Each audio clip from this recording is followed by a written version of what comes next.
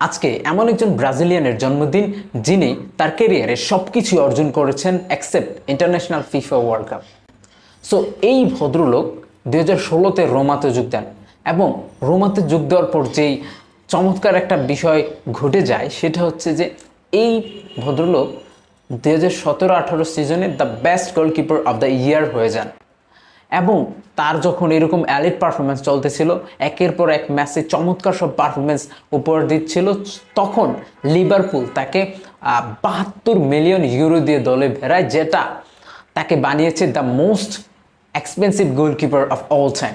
So এইরকম একটা player আপনি যখন দলে ভেড়াবেন অবশ্যই তাকে একটা ভালো পরিমাণ অ্যামাউন্ট আপনি হচ্ছে যে অফার করতে হবে। সো অ্যালিসন বেকার সেই জিনিসটা পেয়েছিলেন এবং হচ্ছে যে মোস্ট এক্সপেন্সিভ গোলকিপার হয়েছেন।